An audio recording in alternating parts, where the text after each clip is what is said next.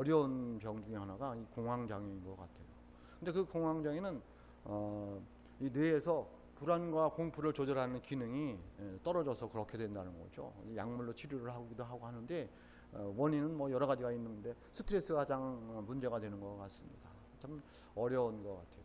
또 우리가 또 많이 알고 있는 트라우마라는 거 있잖아요. 트라우마는 그리스어 트라우마트에서 왔는데요. 상처라는 의미인데 이 상처는 의학용어로 외상이라고 합니다. 그러니까 외부로부터 받은 상처. 그래서 감정에 병이 들은 거죠. 감정이 상한 거예요. 근데 특징이 뭐냐면 그 상처가 오래오래 간다는 거예요. 그래서 어떤 상황 속에서 그런 일을 당하면 그 의기와 그 당시 당했던 공포와 감정들이 일어나서 어떻게 할 줄을 모르는 거예요. 불안한 거예요. 두려운 거예요. 그것을 트라우마라고 합니다. 저에게도 트라우마가 있어요. 아직도 있더라고요. 뭘까요? 물이에요, 물. 물에 대한 트라우마가 있습니다. 왜 물에 대한 트라우마가 있는가 했더니요. 어렸을 적에 고향 시골의 마을에 냇가가 있어요. 근데 지금은 냇가 조그만데 그 당시에는 되게 넓었어요. 왜냐하면 뚝도 안 해놓고 그냥 이렇게 그냥 자연스러워 돼 있으니까. 그게 비가 오면 장마가 지잖아요. 그러면 길수하고 아래 지사는 길수하고 둘이 냇가 가서 물을 건너는 훈련을 놀이를 하는 거예요. 야 길수야 한번 건너가 보자. 그래서 건너가는 거예요. 그날도 한 물이 배꼽은 찼을까? 물이 흘러가니까. 길수가 먼저 건너가고 내가 건너가는데 제가 넘어져서 떠내려 갔어요. 어떻게 건너왔는지 모르겠어요. 죽지 않고 살았어요. 죽지 않고 살았어요. 그 다음부터 이제 물만 들어가면 어지러운 거예요. 이상하게 어지럽더라고. 그리고 물이 자꾸 나를 부르는 것 같아요. 들어오라고. 불안하더라고요. 그래서 물에를 안 들어가요. 청년회장을 할 때인데 고향교회에서 청년회장을 할 때인데 청년회에서 야외를 가자는 거예요. 어디로 가지 않을까? 저 증평에 가면 초평저수지라는 데가 있어요. 그 초평저수지에서 배를 타러 가자는 거예요. 가기 싫은데 청년회장에 가기 싫은데 청년들이 가자라니까 제가 또 스타일이 뭐 안 된다 소리 못 하니까 결정을 했어요. 그래서 시내버스를 타고 갔어요. 가면서도 늘 마음에 불안한 거예요. 배를 탈까 말까 못 탈 것 같은 거예요. 근데 또 그날따라 비가 오더라고요. 근데 청년들이 한 10명 됐는데 다 타더라고 배를. 저만 안 탔어요. 그 청년회장이 안 타니까 아무도 그걸 이해를 못 하는 거예요. 왜 저 회장님은 안 탈까? 운동도 잘하고 다 잘하는데 왜 안 탈까? 아무도. 근데 또 물어보지도 않아요. 왜 안 타느냐고. 그리고 자기들끼리 타더라고요. 배 탈 동안에 저는 뭐 하고 있었냐면 가방 지키고 있었어요. 그 이후로도 물에만 가면 어지럽더라고요. 무릎 이상만 되는 물에 가면 어지러운 거예요. 그래서 저한테 물놀이가 잘하면 되게 안 좋아합니다. 별로 안 좋아하는 거예요. 그래 애들 어렸을 때도 해수욕장 가면 저는 안 들어갔어요. 바깥에 그늘 나무 밑에서 책 보고 있다가 빨리 나오라고. 그리고 그런 적이 있어요. 지금도 이렇게 뭐 물이 무섭다 그럴까 두렵다 그럴까 별로 물을 안 좋아해요. 여름에 더워도 어디로 가요? 바닷가로 안 가고 산으로 가는데 그런 트라우마가 있어요. 그래서 제가 보면 수영 선수들 대단한 것 같아요. 그리고 수영 배우시는 분들 있잖아요. 대단한 것 같아. 그렇게 맨날 물에 속에 들어가서 한다는 게 대단한 것 같아요. 이 어떻게 두려움을 이길 수 있을까요? 여러분들에게는 어떤 두려움이 있습니까? 오늘 본문 말씀에 보면 이스라엘 백성들이 두려움을 극복하는 과정을 볼 수가 있어요. 오늘날 이 시대가 두려움으로 가득 차 있잖아요. 근데 그 두려움을 어떻게 이길 수 있을까? 뭐 여러 가지 방법이 있겠지만 오늘 본문 속에서 이스라엘 백성들은 이 두려움을 어떻게 이겨나갔나를 한번 살펴보도록 하겠습니다. 오늘 말씀 배경은 이렇습니다. 이스라엘 백성들이 바벨론 포로로 끌려가서 70년 동안 있다가 1차 귀환을 했습니다. 그것이 BC 537년 정도 되는데 그때 이스라엘 백성들이 고향으로 돌아와 보니까 예루살렘 땅에 들어와 보니까 성전은 희파되어져 있고 삶의 터전이 되어 있지 않은 거예요. 그래서 그들이 3개월 동안 이게 지금 온 지 3개월 후의 이야기입니다. 3개월 동안 자기들 삶의 자전을 보면서 그 다음에 이러면 안 된다. 우리가 하나님의 성전을 재건해야 된다. 라는 결심을 하게 됩니다. 그런데 하나님의 성전을 재건하려고 보니까 방해하는 요소들이 많은 거예요. 근데 그 방해하는 요소들이 그냥 방해하는 것이 아니라 그들에게 두려움을 주는 거예요. 오늘 말씀 3절에 보면 이렇게 나와 있습니다. 3절 상에 보면 이렇게 나와 있습니다. 우리가 모든 나라 백성들을 두려워하여 라고 말하고 있습니다. 두려운 거예요. 자기들은 건축을 하려고 하는데 옆에 있는 이 사마리아 사람들, 또 주변에 있는 사람들이 계속 압박을 넣는 거예요. 뭐 두려울 정도니까 공포를 넣겠죠. 또 어떻게 해서든지 간에 못하게 방해를 하는 거예요. 에스라서 4장 4절, 그 다음 장에 보면 4장 4절에 보면 이렇게 나와 있습니다. 이로부터 그 땅 백성이 유다 백성의 손을 약하게 하여 그 건축을 방해하되 라고 말하고 있습니다. 그 손을 약하게 하였다는 얘기는 뭐냐면 두렵게 했다, 그런 얘기예요. 이스라엘 백성들은 포로로 끌려갔다 왔으니까 무기가 있겠습니까? 뭐가 있겠습니까? 아무것도 없습니다. 힘도 없습니다. 능력도 없습니다. 무기도 없습니다. 그러니까 하나님의 성전을 건축해야 되는데 이 사람들이 손을 약하게 두렵게 하니까 엄두가 안 나는 거예요. 어떻게 이 두려움을 이길 수 있을까를 고민하는 그런 내용이 되겠습니다. 여러분에게는 어떤 두려움이 있습니까? 이 두려움이라는 단어에는 여러 가지를 포함하고 있습니다. 염려, 근심, 걱정, 공포, 무서움, 이런 여러 감정들을 포함해서 그냥 두려움이라는 단어에다가 이렇게 포함시켜서 생각하면 되겠습니다. 여러분에게 어떤 염려가 있습니까? 어떤 걱정이 있습니까? 어떤 공포가 있습니까?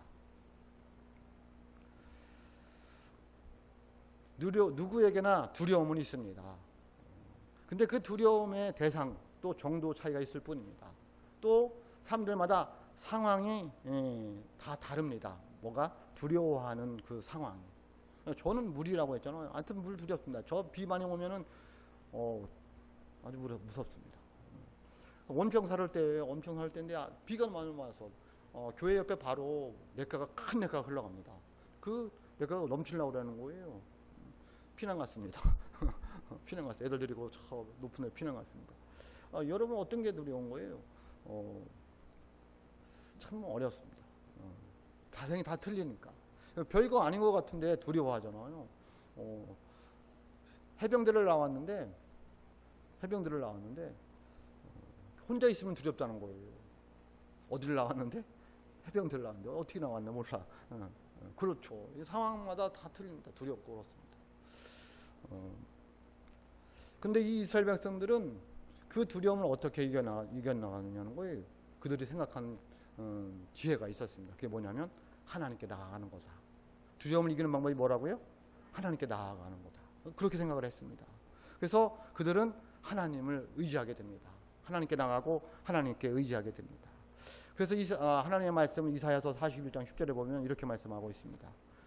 우리가 너무 잘 아는 말씀이잖아요. 두려워하지 말라. 내가 너와 함께함이라. 놀라지 말라. 나는 네 하나님이 됨이라. 내가 너를 굳세게 하리라. 참으로 너를 도와주리라. 참으로 나의 의로운 오른손으로 너를 붙들리라. 아멘. 말씀하고 있습니다. 두려워하지 말라는 거예요. 네? 저도 그래서 물가 갑니다. 두려워하지 말라고 했으니까 갑니다. 가서 놀다 보면 어지러워요. 올갱이 잡으러 가잖아요. 되게 무릎 밑인데도 어지러워서 잘 못 찾습니다. 나오죠. 그래서 또 놀러도 같이 갑니다. 교인들하고도 가고 목사님들하고도 물가 가고. 물론 수영은 안 합니다. 수영은 안 하는데 갑니다. 가죠. 또 학생들 데리고 수련회도 참 많이 갔습니다. 물가로. 어떻게 갈 데가 없어요. 되게 물가로 가잖아요, 여름에. 저 물가로 가는 수련회 별로 안 좋아하는데 하여튼 그래도 가야 되니까 가죠. 하나님이 두려워하지 말라고 한다라고 하니까 갑니다. 또 하나님께서 우리가 잘 아는 말씀 있잖아요. 뭐 하지 말라는 거예요? 염려하지 말라잖아요. 하나님 믿으니까 염려하지 말라고 말하고 있습니다. 하나님께 나아가는 방법밖에 없습니다. 여러분이 가지고 있는 이 두려움, 어려움, 근심, 걱정 해결할 수 있는 방법은 하나님께 나아가는 것이다. 여러분 믿으시기를 주님의 이름으로 축복합니다. 그래서 빌립보서 4장 6절로 7절 보면 이렇게 말씀하고 있습니다. 아무것도 염려하지 말고 다만 모든 일에 기도와 간구로 너희 구할 것을 감사함으로 하나님께 아뢰라. 그리하면 모든 지각에 뛰어난 하나님의 평강이 그리스도 예수 안에서 너희 마음과 생각을 지키시리라. 아멘. 여러분 염려하지 마시기를 바랍니다. 하나님이 지켜주십니다. 그런데 우리가 착각하면 안 될 것이 있습니다. 믿음이 무엇인지 좀 확실히 알았으면 합니다. 믿음이 무엇일까? 믿음을 오해하는 사람들이 많습니다. 내가 예수를 믿으니까 나에게는 아무 일도 안 생깁니다. 믿음을 그렇게 생각하면 안 됩니다.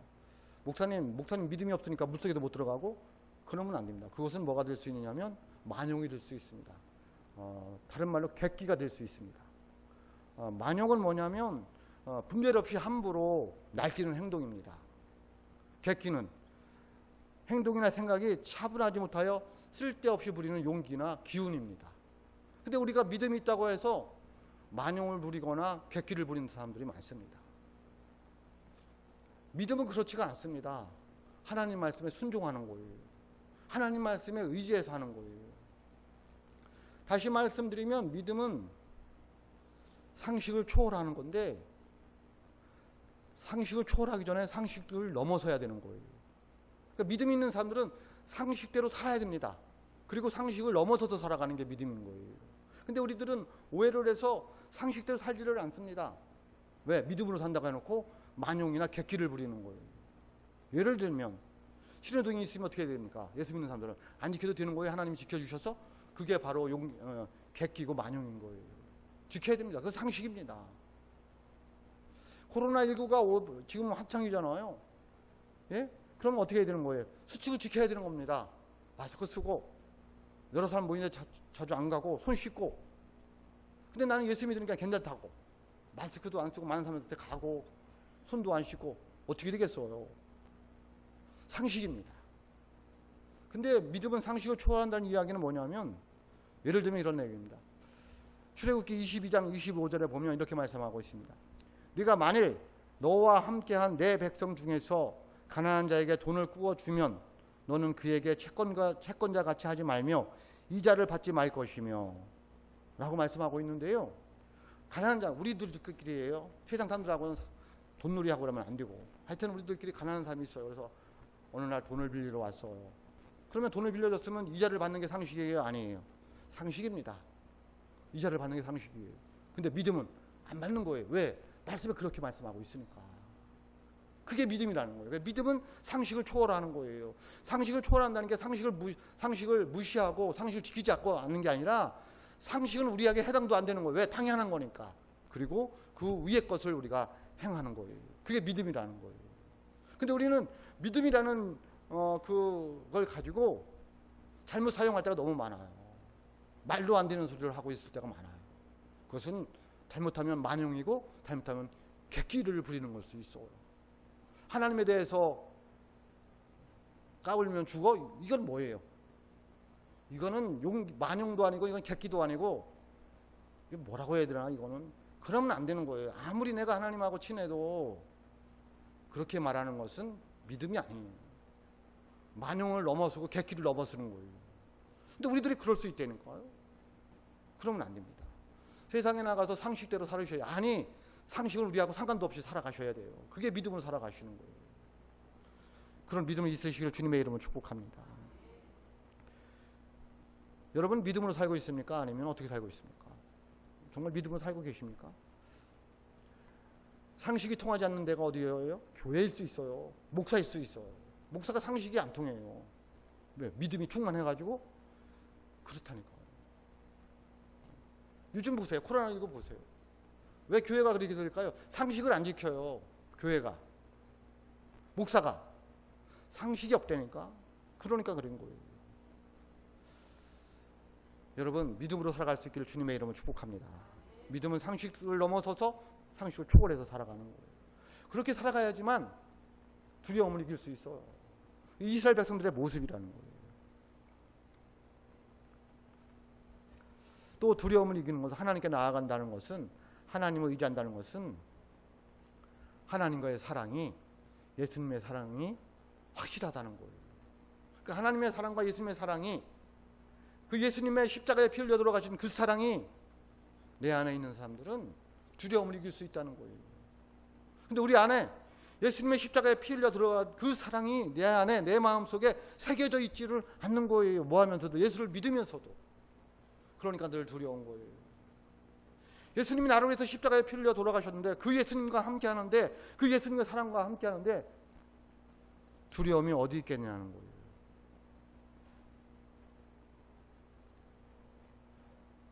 여러분 예수님의 그 사랑이 여러분 마음에 있으시기를 주님의 이름으로 축복합니다.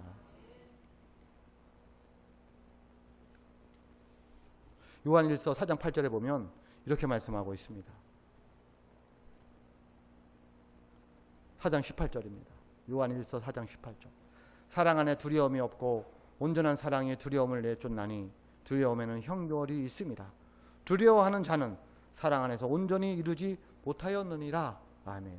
내 안에 두려움이 있다는 얘기는 뭐예요? 예수님과의 사랑이 온전하지 못하다는 거예요. 예수님의 사랑이, 예수님의 십자가의 그 사랑이 내 안에 있으면, 예수님이 나를 위해서 십자가에 피 흘려 돌아가신 그 사랑이 내 안에 있으면 두려움이 내 안에 있을 수가 없다는 거예요. 왜? 예수님의 그 십자가의 사랑이 나를 지켜주기 때문에 그래요. 십자가의 보혈이 나를 지켜주시기 때문에 그린 거예요. 여러분에게 십자가의 그 사랑이 있으시기를 주님의 이름으로 축복합니다. 예수님의 그 십자가의 그 사랑은 그 무엇도 우리를 끊을 수가 없어요. 예? 그 어느 것도 예수님과 나의 사랑을 끊을 수가 없다는 거예요. 근데 이 어려운 세력들은 틈만 나면 와서 나에게 십자가의 그 사랑을 의심하게 하는 거예요. 그리고 그 틈을 주면 내 안에 두려움이 뿌리를 내리고 싹이 트기 시작하는 거예요. 내 안에 두려움이 오면 십자가의 그 사랑을 생각해 보셔야 돼요. 내가 왜 예수님의 사랑과 교제가 안 되고 지금 끊어졌을까를 뒤돌아 봐야 돼요. 왜? 하나님의 그 사랑은, 예수님의 십자가의 그 사랑은 우리를 끊을 수 없기 때문에 그린 거예요. 로마서 8장 37절로 39절에 보면 이렇게 말씀하고 있습니다.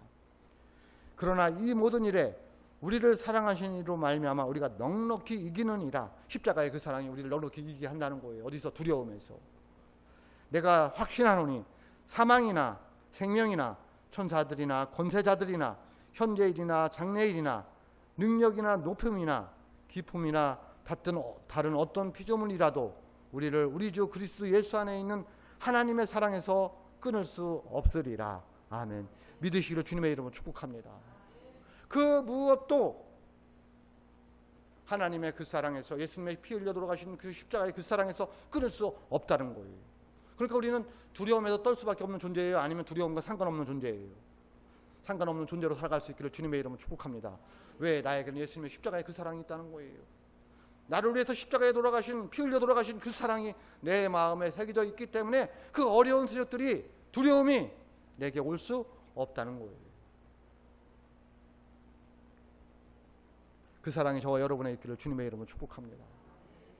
그러면 다시 돌아와서 이 이스라엘 백성들은 어떻게 하나님께 행했느냐는 거예요. 나를 위해서 십자가에 돌아가신 그 예수님의 그 사랑을 주신 하나님께 어떻게 행했느냐는 거예요. 그래서 어떻게 그 두려움을 헤치고 나와서 성전을 재건해서 하나님께 영광 돌며 살아갔느냐는 거예요. 첫째는 하나님 안에서 함께 하였습니다. 뭐 했다고요? 하나님 안에서 함께 했어요. 이스라엘 백성들이 함께 했다는 거예요. 두렵지만 함께 하면 그 두려움을 이길 수 있으라 믿습니다. 우리 두렵잖아요. 가족이 있기 때문에 두려움을 이길 수 있어요. 우리 두렵잖아요. 사랑하는 성도들이 하나님 안에서 함께 할 수 있기 때문에 이길 수 있는 거예요. 오늘 말씀 1절입니다. 오늘 말씀 1절에 보면 이렇게 말씀하고 있습니다. 이스라엘 자손이 각자의 성읍에서 살았더니 일곱째 달에 이르러 일제히 예루살렘에 모인지라. 아멘. 일제히 예루살렘에 모였다는 거예요. 일제히는 뭐냐면 하나같이 그런 얘기예요. 우리 모두가 하나같이 모여야 됩니다. 그래야지 두려움을 이길 수 있어요. 함께하면 두려움을 이길 수 있어요.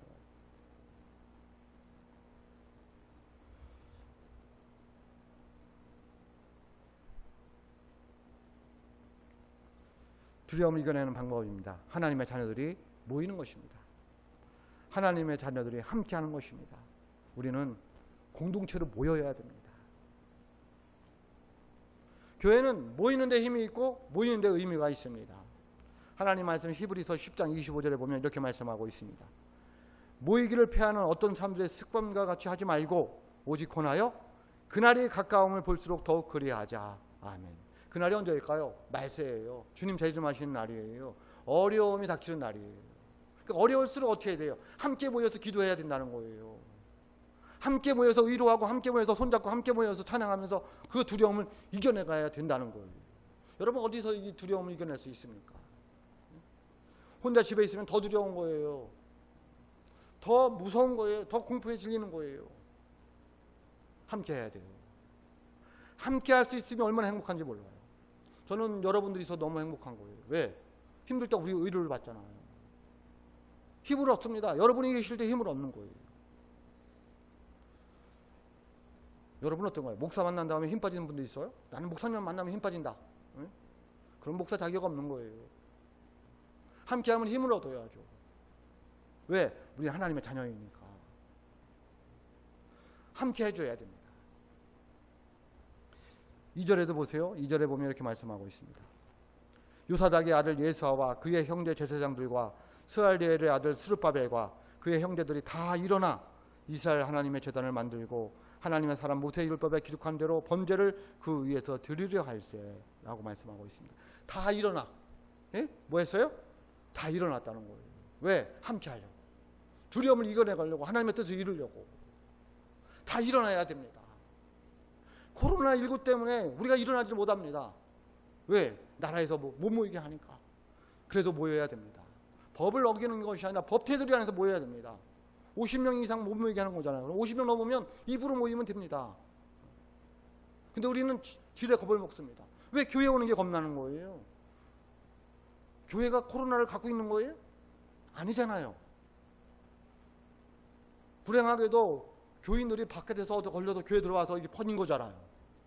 그 교회가 피해자인 거예요. 예? 왜 교회가 온상이 된 것처럼 얘기하느냐고. 속으면 안 돼요. 규칙을 지키고 법은 지키되 거기에 속으면 안 된다는 거예요. 우리도 스스로 조심해야 됩니다. 우리도 스스로. 그런데 교회가 코로나19의 원상은 아니라는 거예요. 그러면 교회를 목사는 제일 먼저 걸렸어야 되잖아요. 맨날 교회 오는, 저 교회 안 오는 날이 없습니다. 맨날 교회 옵니다. 출근합니다. 교회가 코로나19의 원상은 아니잖아요. 다 일어나야 됩니다. 데모하자는 얘기가 아니라 하나님 앞에 모여야 된다는 거예요. 일제히 하나같이 한결같이 주님 안에서 일어날 수 있기를 주님의 이름으로 축복합니다. 두려움을 이기는 방법이에요. 전도서 4장 2절에 보면 이렇게 말씀하고 있습니다. 4장 12절 말씀입니다. 한 사람이면 패하겠거니와 두 사람이면 맞설 수 있나니 세겹줄은 쉽게 끊어지지 아니하느니라. 아멘. 한 사람은 패한다는 거예요. 두 사람은 맞설 수 있다는 거예요. 세겹줄은요 단단하다는 거예요. 끊어지지 않는다는 거예요. 여러분 우리말에 그런 말 있잖아요. 뭉치면 살고 흩어지면 죽는다. 예? 맞아요. 여러분이 뭉치면 살 수 있어요. 흩어지면 죽는 거예요. 가정도 마찬가지고 교회도 마찬가지예요. 가정도 뭉쳐야 됩니다. 교회도 뭉쳐야 됩니다. 그 역할을 누가 감당해야 되느냐? 은혜를 받은 사람들이 해야 됩니다. 저와 여러분이 해야 될 줄로 믿습니다. 정말 저는 성도들이 함께 있다는 것이 저에게 큰 힘이 됩니다. 행복합니다. 의를 받고 힘을 얻어 두려움을 이길 수 있기 때문입니다. 우리는 하나님의 사랑 안에서 의미 있는 존재들입니다. 서로에게 힘이 되어줘야 됩니다. 서로에게 의로가 되어줘야 됩니다. 그래서 두려움을 이겨내야 됩니다. 하나님은 오늘도 우리에게 함께하여 주시면서 말씀하십니다. 함께 교제하여 모든 두려움을 이겨나가는 하나님의 백성이 되라고 말씀하고 있습니다. 여러분 우리 모두 함께하여서 두려움을 이겨내는 하나님의 사람들이 될 수 있기를 주님의 이름으로 축복합니다. 두 번째, 그들은 어떻게 하나님께 하였습니까? 하나님께 헌신하였습니다. 뭐 했다고요? 헌신하였습니다. 오늘 우리에게 주시는 말씀 속에 보면 번제라는 단어가 1절에서 6절 사이에 6번이나 나옵니다. 번제. 2절 하반절 하나님의 사람 모세의 율법에 기록한 대로 번제를 그 앞에서 드리려 할세. 3절 하반절 아침 저녁으로 여호와께 번제를 드리며 4절 기록된 규례대로 초막절을 지켜 번제를 매일 정수대로 날마다 드리고 5절 상 그 후 항상 드리는 번제와 초하루와 여호와의 모든 거룩한 절기와 번제와 6절 상 일곱째 달 초하루부터 비로소 여호와께 번제를 드렸으나. 예? 번제라는 말이 6번이나 나옵니다. 번제는 무엇일까요? 구약시대의 5대 제사 중에 하나입니다. 번제, 태워서 드리는 거예요. 온전히 태워서 드리는 제사가 번제예요. 그 번제의 의미는 뭐냐면 온전한 헌신을 말하고 있는 거예요. 온전한 헌신이에요. 그러니까 하나님이 원하시는 것은 온전한 믿음을 원하시는 거예요. 형식적으로 대충 그거 원하시지 않습니다. 온전하게 드리는 걸 원하는 거예요. 예배를 드린다 온전하게 드려야 돼요. 예물을 드린다 온전하게 드려야 됩니다. 제가 어느 날 처제하고 점심을 먹게 되었습니다. 처제가 그 고백을 하더라고요. 11조를 늘 온전하게 드리는데 어디 가서 기도를 받았는데 그렇게 얘기하더라는 거예요. 11조를 온전하게 드리라고. 근데 처제 성격이 확실해가지고 그렇게 뭐 뛰어먹고 이런 스타일이 못 돼요. 근데 마음속에 좀 아까운 생각이 들었다는 거예요. 아, 하나님이 이걸 깨닫게 해주셨구나. 드릴 때 어떻게 하라고? 아까운 마음이 들면 온전하게 드린 게 아니구나를 깨닫게 해주시더라는 거예요. 그 다음부터 지금까지 한 번도 예물을 드리면서 아깝다는 생각이 안 들고 늘 감사한 마음으로 드렸다는 거예요. 온전한 게 그거예요. 어쩔 수 없이 와서 앉아있는 예배, 어쩔 수 없이 하는 헌신, 봉사, 온전하지 않은 거예요.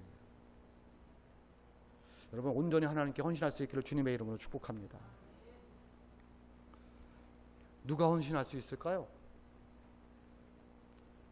하나님의 은혜를 아는 사람입니다. 예수님의 십자가에 피 흘려 돌아가신 그 사랑을 마음에 새긴 사람입니다. 내 모든 죄를 용서함 받았다는 믿음이 있는 사람입니다. 한마디로 말하면 누가 헌신할 수 있느냐면 믿음 있는 그 사람이 헌신할 수 있습니다. 그 사람은 두려움을 이길 수 있습니다. 왜? 하나님께서 함께하여 주심으로 두려움을 이길 수 있는 힘과 능력을 주시기 때문에 그렇습니다. 그 헌신은 한 번에 그치면 안 돼요. 오늘 말씀에 보면 항상, 날마다, 매번 그런 말 나오잖아요. 하나님께 드리는 것은, 헌신은 날마다 해야 됩니다. 한 번에 그치면 안 됩니다. 나 한 번만 헌신해야지. 나 한 번만 예배 드려야지. 안 됩니다. 수시로, 때때로, 무슨 일이 있을 때마다 하나님 앞에 예배해야 됩니다.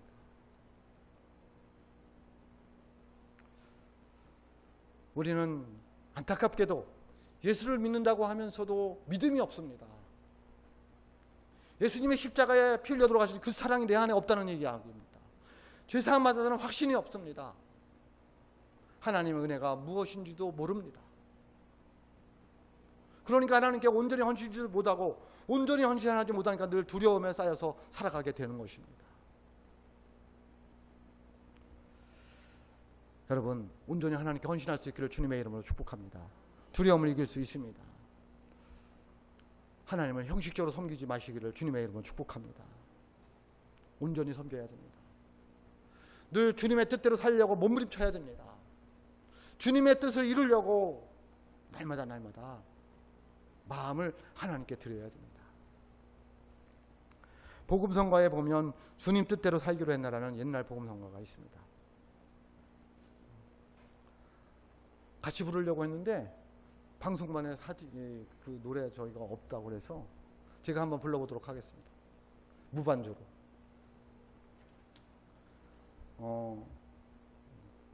태어나서 처음으로 불러봅니다. 주님 뜻대로 살기로 했네. 주님 뜻대로 살기로 했네. 주님 뜻대로 살기로 했네. 뒤돌아서지 않겠네. 이 세상 사람 날 몰라줘도, 이 세상 사람 날 몰라줘도, 이 세상 사람 날 몰라줘도 뒤돌아서지 않겠네. 세상 등지고 십자가 보내. 세상 등지고 십자가 보내. 세상 등지고 십자가 보내. 뒤돌아서지 않겠네. 할렐루야. 여러분, 주님 뜻대로 살아가시기를 주님의 이름으로 축복합니다. 하나님께서 저와 여러분에게 두려움을 이길 수 있는 힘과 능력을 주실 줄로 믿습니다. 이스라엘 백성들은 어떻게 해서 두려움을 이길 수 있을까요? 하나님이 함께 하시므로 이겼습니다. 그들은 어떻게 살았습니까? 셋째는 하나님께 감사하였습니다. 하나님께 감사하였을 때에 그들은 두려움을 이겨낼 수 있었습니다. 오늘 말씀 4절에 보면 이렇게 말씀하고 있습니다.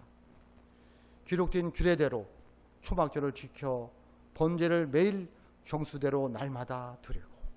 아멘. 말씀하고 있습니다. 초막절을 지켰다는 것입니다. 초막절은 뭐냐면 이스라엘 백성들이 농사를 짓고 추수를 하여 저장하는 다음에 감사하여 드리는 절기가 초막절입니다. 감사했다는 거예요. 감사를 하니까 두려움이 없어지는 거예요. 감사를 하니까 하나님께서 두려움을 이길 수 있는 힘을 주시더라는 거예요. 여러분 감사하며 살아가시길 주님의 이름으로 축복합니다. 감사는 누가 할 수 있을까요? 성령이 충만한 사람이에요. 사도행전 16장에 보면 바울과 실라가 있습니다. 이들이 성령이 충만했어요. 그런데 길을 가다 보니까 어느 집 여종이 점치면서 귀신을 들여서 점치면서 돈을 벌어 먹고 사는 거예요. 물론 자기 갖는 것이 아니라 그 돈을 주인에게 주는 거겠죠. 사도 바울이 뭐가 충만하여? 성령이 충만하여 그 여종에게 명했어요. 예수 이름으로 나와라 이 더러운 귀신아. 귀신이 나와서 점을 못 치는 거예요. 그러니까 그 여종의 주인이 간원에다 고발을 했어요. 이 누구를? 사도 바울과 실라를. 그래서 매를 실컷 맞고 감옥에 갇혔어요. 깊은 감옥에 갇혔어요. 깊은 감옥이라는 아주 깊은 곳에 갇혀서 발에 차코를 채워가지고 꼼짝달싹 못하겠어요. 두려울까요? 안 두려울까요? 근데 그들은 성령이 충만해서 두렵지 않았어요. 아니 감사했어요. 어떻게 할 수 있어요? 찬양을 불렀어요. 예? 감옥에 있어서 너무 뭐 했다고 매를 맞아가지고 많이 맞았다고 그랬어요. 매를 맞아가지고 그런데 감옥에서 감사의 찬양을 하고 있어요. 그들에게 두려움이 있었을까요? 없었을까요? 두려움이 없었어요. 감옥에 있었음에도 불구하고 여러분 맞는다는 공포가 얼마나 심한데요. 예? 군대 있을 때 맞지를 않으면 하루가 안 갔어요. 그러면 저녁 때 그 맞을 생각에 늘 그냥 마음이 불안한 거예요. 맞아야지 하루가 갔으니까. 안 맞으면 불안한 거예요. 그냥 맞아야 돼요. 어디 가서 식기딱 하러 가서 그 식당 뒤에서 맞아야 돼요. 예? 요즘에는 그렇지 않지만 저 때 그랬어요. 하여튼 맞았어요. 저도 그렇게 때렸고 죄송한 얘기인데 저도 고참돼서 그렇게 때렸고. 근데 그들은 불안하지 않았어요. 두려워하지 않았어요. 뭐 했다고 그랬어요? 찬양을 했어요.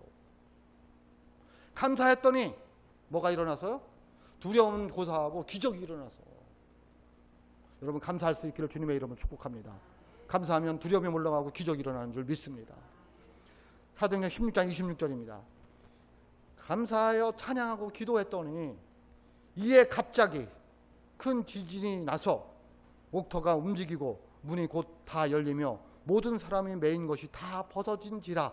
아멘. 여러분 믿음은 상식을 초월하는 거라고 했잖아요. 상식대로 하면 어떻게 되어야 돼요? 지금 감옥에 갇혀서 불안하고 들고 떨어졌어야 돼요. 근데 그들이 믿음으로 살았더니 어떻게 했어요? 상식을 초월했어요. 지진이 일어나서 감옥이 문이 열리고 자꾸 해동이 다 풀렸다는 거예요. 그게 믿음이에요. 그들이 그렇게 기도하지 않았어요. 하나님 나 맞지 않게 해달라고. 나 감옥에 가지 않게 기도할. 그렇게 기도하지 않았어요. 상식대로 뭐 했어요? 고발당했으니까 맞았고 감옥에 갔어요. 근데도 그들은 뭐 했어요? 감사했어요.